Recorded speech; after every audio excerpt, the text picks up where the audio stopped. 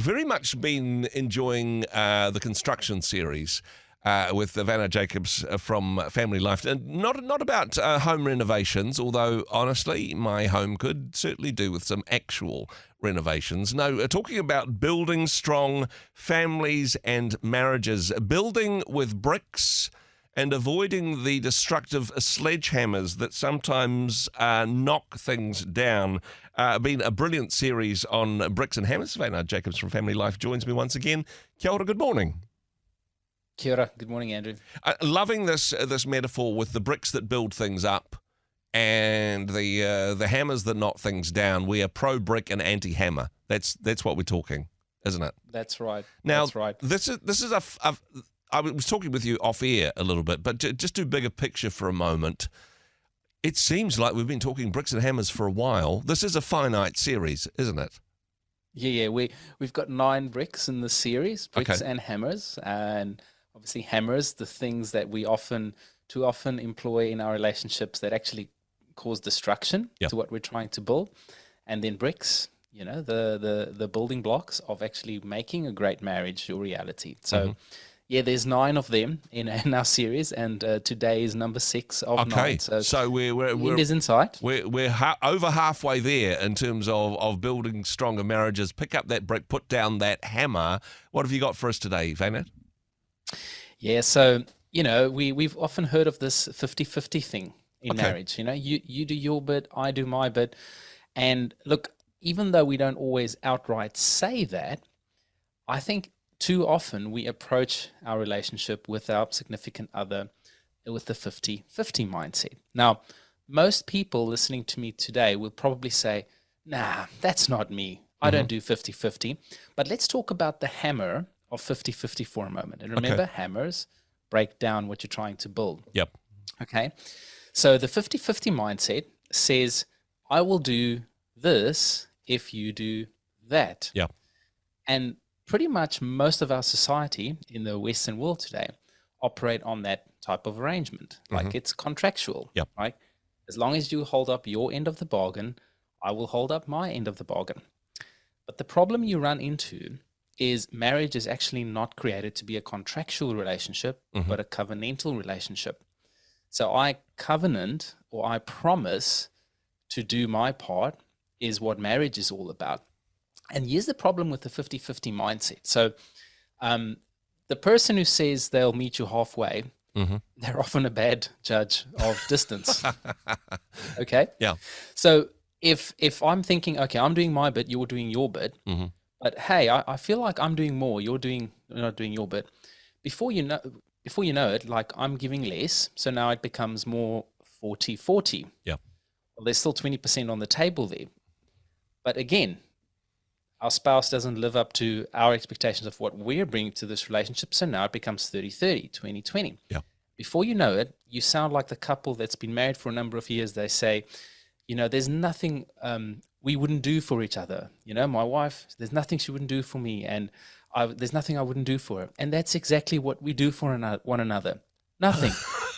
I mean, the challenge with this, if it is contractual, if it is tit for tat, I suppose, that if one person is doing less and you're thinking, well, that's not fair, I'll do less as well then, that will learn them.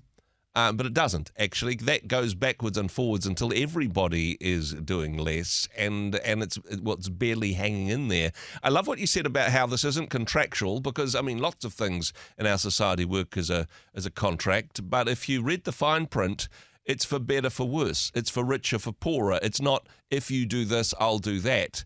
It's a covenant, not a contract, right?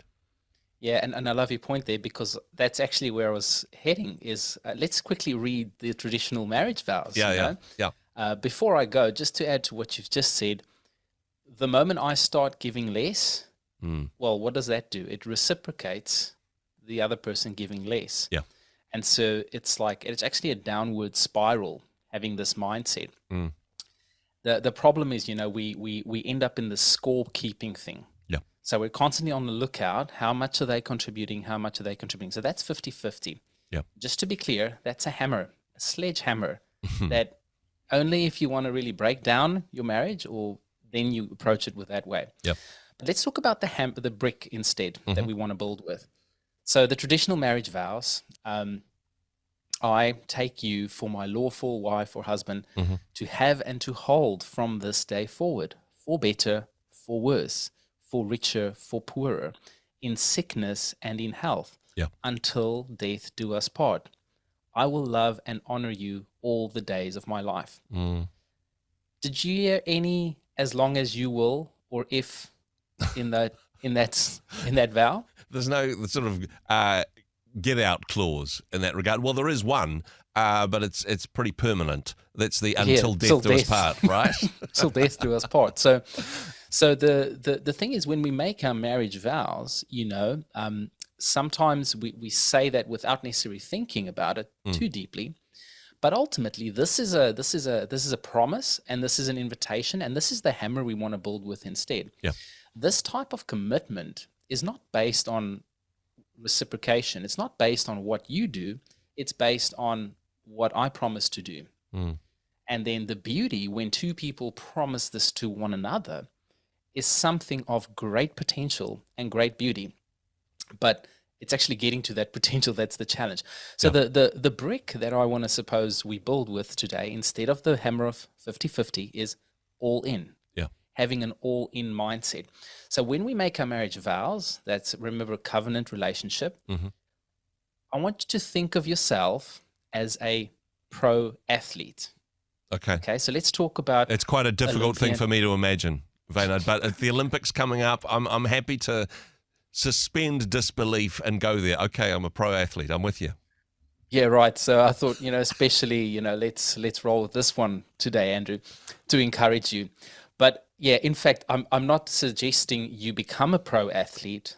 What I'm suggesting is, what if we approached our marriage the same way a pro athlete approaches his journey to becoming a pro athlete? Because you don't wake up one day a couch potato, right? Well, I did this morning, but anyway. Exactly. It takes time. You also don't wake up successful and on the Olympian stage one day. It's a journey, right? Going all in with your spouse is a journey, and it's something you commit to. And the scripture that actually come to mind for me in this is Colossians 3:23, where it says, "Put your heart and soul into every activity you do, as though you are doing it for the Lord Himself and not merely for others." So this is really an invitation. So let's talk about the pro athlete for a moment. There are just 4 things I'd like to highlight about a pro athlete's mindset and approach that I think we could start applying to our marriage. Okay. So they've got a clear goal. What is the goal? We want to qualify for the Olympics, right? So in order to qualify for the Olympics, I need to run a 100-meter dash in X amount of time, whatever the case might be. So I train to achieve that goal. Well, we can have some specific numbers about a goal for our marriage, but let's just say we want a great marriage. We want a great marriage that other people can aspire to, that raise maybe, healthy children. We have a vision. We become clear about that vision. All right. Here's another thing pro athletes do. Don't expect results without putting in the work. It sort of goes without saying. But how often do we fail to apply that mindset to our marriages? We expect it to be great, but have we put in the work? Probably not. Third mindset of a professional athlete in this context is put in the work. So, second one, don't put in the work, or don't expect results without putting in the work. But then when you're putting in the work, you do it based on your commitment to the goal, not based on their achievements or not based on your feelings. Right? So if I put in the work as an athlete, I get up at 5 a.m. because that's what I committed to. That's my training schedule. I might try and train twice a day. Olympic athletes train when it's raining, when it's not. They don't let their feelings change the actions they've committed to. Okay. And the fourth and final one, have a coach. Okay. So this thing of you will only grow as far as you have come. Like you're limited to your own potential to where you are right now if you don't have external input as an athlete, and I would say the same for your marriage.